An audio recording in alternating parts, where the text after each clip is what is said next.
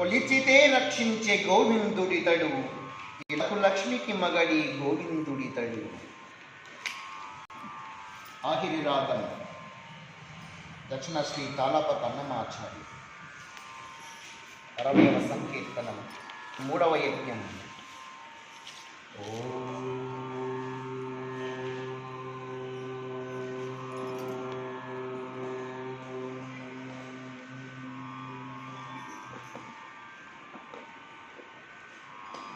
కొలిచితే రక్షించే గోవిందుడితడు,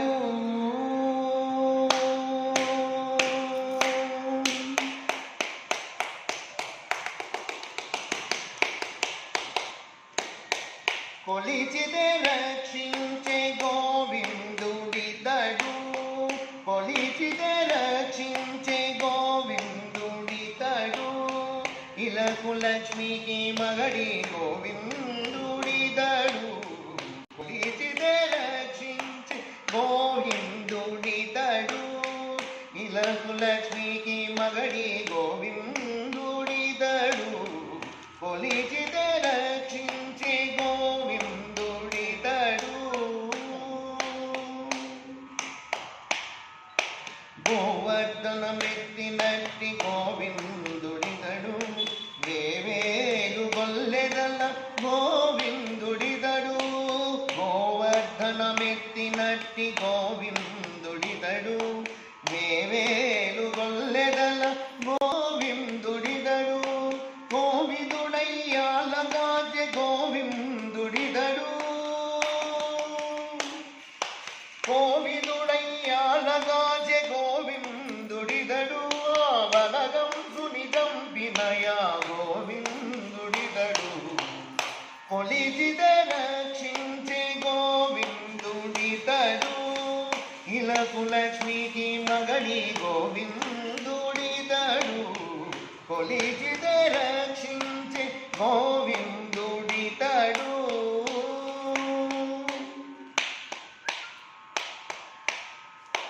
క్రూరకాళింగమర్ధన గోవిందుడితడు, నీరచక్రాయుధపు గోవిందుడితడు, క్రూరకాళింగమర్ధన గోవిందుడితడు, నీరచక్రాయుధపు గోవిందుడితడు, కోరి సముద్రాలు దాటే గోవిందుడితడు,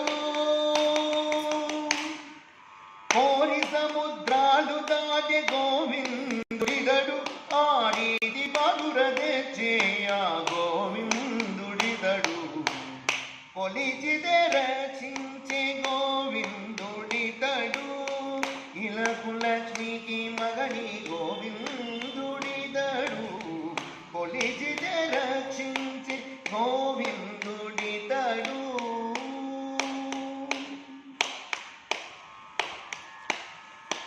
కుందనంపు కాశతోడి గోవిందుడితడు, మిందులరే పల్లె గోవిందుడితడు, కుందనంపు కాశతోడి గోవిందుడితడు, మిందులరే పల్లె గోవిందుడితడు, పొంది శ్రీ వెంకటాద్రిపై పొసగా తిరుపతిలో,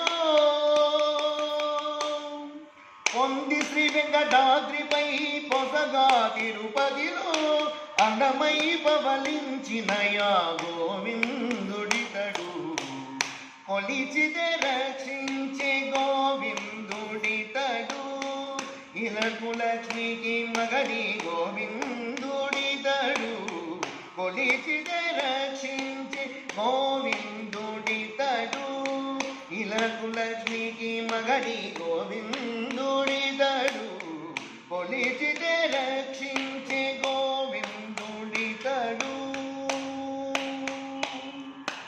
గోవిందుడితడు,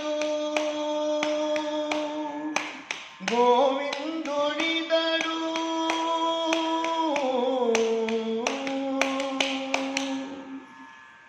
జై శ్రీ వెంకటేశ్వర స్వామికి జై జై జై. అలమేలు మంగావతికి, అఖిలాండ కోటి బ్రహ్మాండ నాయకునికి జై జై జై.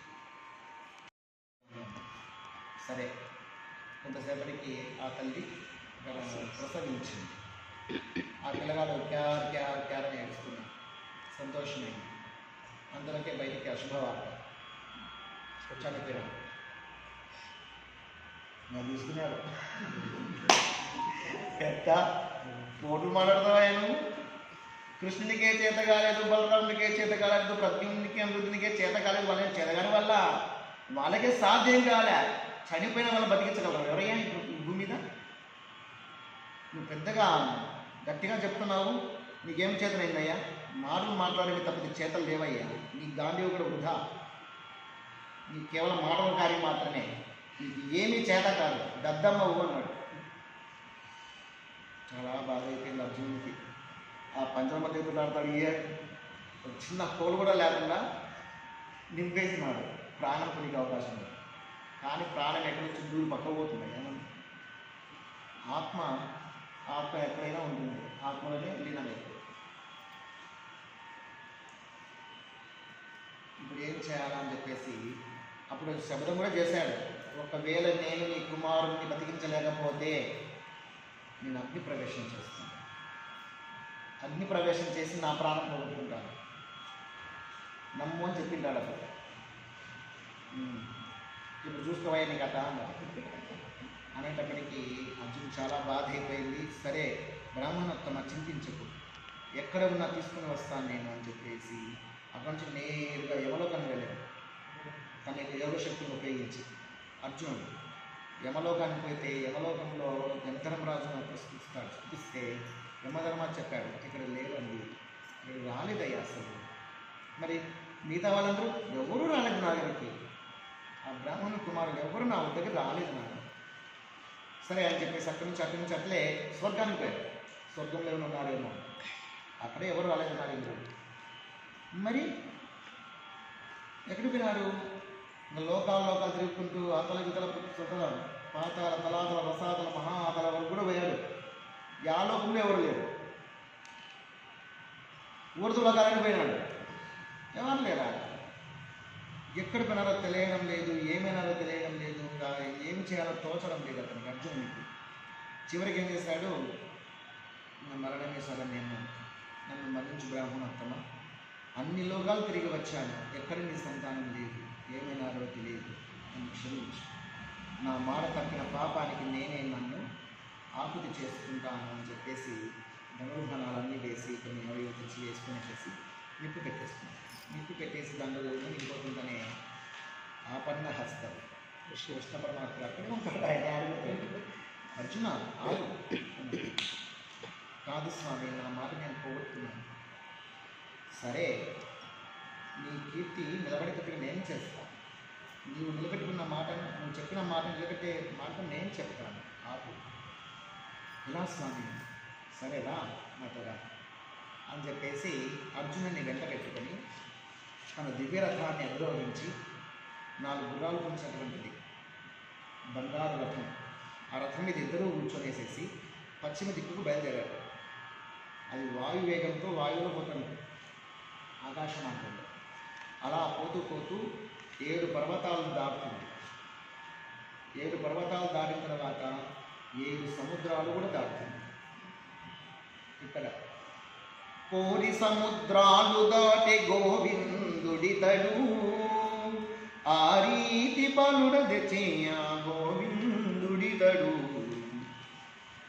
అక్కడి నుంచి నేరుగా 7 సముద్రాలు దాటుకొని రకరకాల దేశాలు ప్రాంతాలన్నీ దాటుకునేసేసి ఆకాశ మార్గంలో ప్రవేశించి ఒక చిన్న చీకటిగా ఉండేటువంటి ప్రదేశంలో వెళ్ళిపోతారు. ఆ మార్గం అంతా కూడా పరమ చీకటిగా ఉంది. అసలు గుర్రాలకు కళ్ళు కనిపించట్లేదు, దారి కనిపించట్లేదు, చాలా అంధకారంతో ఉంది. అవి తడబడుతుంది. ఏం చేయాలో ఆలోచిస్తుండగా అర్జునుడు కృష్ణ పరమాత్మ తన చక్రాన్ని వదిలాడు, సుదర్శన చక్రం. అది వెలుగులు చెబుతూ ముందుకు వెళ్ళిపోయి మనోవేగంతో ముందుకు దారి చూపిస్తూ పోతుంది వెళ్తూ. దాని ప్రకాశంలో వీళ్ళందరూ అంధకారంతో ఉన్నటువంటి ఆ లోకాన్ని దాటుకొని ముందుకు వెళ్తే ఒక దేదీప్యమానంగా వెలుగొందేటువంటి యొక్క ధామం వస్తుంది. ఎదురుగా ఒక పెద్ద భవనం, వజ్రాలతో మనులతో మాణిక్యాలతో ఉండేటువంటి వేల స్తంభాలు ఉన్నాయి. వేల స్తంభాలతో ఉన్నటువంటి గొప్ప మందిరం కనిపిస్తుంది. దేదీప్యమానంగా వెలిగింది. ఆ మందిరంలోనికి రథం ప్రవేశించింది. ఆ మందిరంలో ప్రవేశిస్తే కాస్త లోపలికి పోతానే ఎదురుగా దేదీప్యమానంగా వెలుగొందుతూ ఆదిశేషుడు కనబడ్డాడు. 1000 తలల ఆదిశేషుడు తెల్లని శరీరంతో తన శరీరాన్ని అలా పరుపులాగా పరిచి ఆదిశేషుడు ఎర్రని నేత్రాలతో నాలుకలు చాపుతూ పెద్ద శిరస్సుతో ఉన్నాడు. అలా చూస్తానే ఆ శేషపానపు పైన శ్రీమన్నారాయణలా పడుకుని ఉన్నాడు. వైకుంఠధామ. ఇద్దరు పోయారు, రథం ఆపారు, దిగినారు. ఇద్దరు పోయి శ్రీ మహావిష్ణువుకు నమస్కరించారు. అర్జునుడికి చాలా ఆశ్చర్యంగా ఉంది. ఏంటబ్బా ఇంత ఆశ్చర్యకరం, ఏంటి ఈ లోకము, మహావిష్ణువు నాది వైకుంఠమే కదా, ఏం నా భాగ్యము, మహావిష్ణు దర్శించుకుంటున్నాను అని చెప్పేసి చాలా విచిత్రంగా ఉంది. ఆ లోకం అంతా కూడా చాలా అందంగా ఉంది. కళ్ళకు ఎంత చూసినా ఇంకా చూడాలనిపిస్తుంది, తృప్తి లేదు అసలు. ఆ మహావిష్ణువు నీలవర్ణంలో అద్భుతమైనటువంటి అందంతో అలరారుతూ ఉన్నాడు. అక్కడ చుట్టూ ఎవరు శంకు చక్రాలు ఇద్దరు కూడాను మనుష్య రూపాలు ధరించి సేవలు అందిస్తున్నారు. 4 శక్తులు కూడా ఉన్నారు అక్కడ, నలుగురు, కీర్తి అని, శ్రీ అని, వాళ్ళు సేవలు చేస్తున్నారు. ఋషులు, మహర్షులు అందరూ సిద్ధ సాధ్యులు, విష్ణు పార్షదులు, కిన్నెరులు, కింపురుషులు అందరూ అక్కడే ఉన్నారు. వీళ్ళందరూ చూశారు. చూసి ఎందుకు వచ్చినామా అన్నట్టుగా అర్జునుడు ఉంటే కృష్ణ పరమాత్మని అర్జునుడు చూసి వండి మహావిష్ణువు పిలిచాడు. మిమ్మల్ని ఇద్దరిని చూడాలనిపించింది ఆ వాళ్ళకందరికీ. మీరెవరో కాదు, నరనారాయణ, లోకోద్ధారక, ధర్మ సంస్థాపన కోసమే మీరు భూలోకానికి వెళ్ళారు. ఇక్కడి నుంచి భూలోకానికి పోయారు. ధర్మ సంస్థాపన చేయడం కోసం, దుష్టులను శిక్షించడం కోసం, శిష్టులను రక్షించడం కోసం వెళ్ళారు. ఎలా ఉన్నాడో చూడాలి అని ఋషులు, మహర్షులు, సిద్ధులు, సాధువులుగా చూడాలనిపిస్తోంది. అంటే ఆ బ్రాహ్మణ కుమారులను నేనే ఇక్కడికి తెప్పించాను. ఆ యొక్క బ్రాహ్మణ కుమారుడు నేనే ఇక్కడికి తెప్పించాను. అందరు ఇక్కడే ఉన్నారు, నిశ్చింతగా ఉన్నారు అని చెప్పి అందరి దగ్గర ఆశీర్వాదాలు తీసుకొని తొందరగా మీరు శిక్షణ పూర్తి చేసుకొని వచ్చేయాలి, మీకోసం మేము ఎదురు చూస్తూ ఉంటాం, క్షేమంగా పోయేదండి అని చెప్పేసి శ్రీమన్నారాయణుడు ఆశీర్వదిస్తే శిరస్సు నుంచి నమస్కరించి కృష్ణార్జునుడు ఇద్దరు కూడా ఆ 10 మంది బాలులను వెంట పెట్టుకొని, వాళ్ళు ఎంత వయసులో ఉంటారో అంత వయసు వాళ్ళుగా అయిపోయింది అక్కడ. పోయింటారు కదా, సంవత్సరానికి ఒప్పుకోరు కదా. 9 ఏళ్ళు 10 ఏళ్ళ పాడుకుంటారు ఒకరు, 10 ఏళ్ళు 9, 8, 7, 6. అర్జునుడు ఎవరో చేతిలో పెట్టుకొచ్చుంటాడు. అర్జున్ చిన్నపిల్లలు అప్పుడెప్పుడు బాలని నేనే తెస్తాను కదా, పరిగెత్తాను నేనే ఎత్తుకున్నాను అని చెప్పి చెప్పుకొని అర్జునుడు అందరినీ తీసుకునేసేసి భూలోకానికి వస్తారు. అదే మార్గంలో రిటర్న్ అయ్యి ఆ గాఢాంతకాలంలో ఉండేటువంటి లోకములను దాటుకొని 7 సముద్రాలు దాటి మళ్ళీ ద్వారకా నగరానికి ఇచ్చేసి ఆ బ్రాహ్మణుని పిలిపించి సగౌరవంగా 10 మంది బాలను ఇస్తే ఎంతగానో పొంగిపోయారు. గాంధీవధారి, కిరీటి, మీకు చాలా సాధ్యమైందయ్యా, ఏమో అనుకోండి, కృష్ణునికే సాధ్యం కాలేదు, ఏమవుతుంది లేని కూరనాడినారని క్షమించయ్యా అని చెప్పేసి ఆనంద బాష్పాలు రాడుస్తూ ఆ భార్యాభర్తలు ఇద్దరు కూడా అర్జునుని ఆశీర్వదిస్తుంటే సంతోషంతో ఇదంతా కృష్ణయ్య చదువ.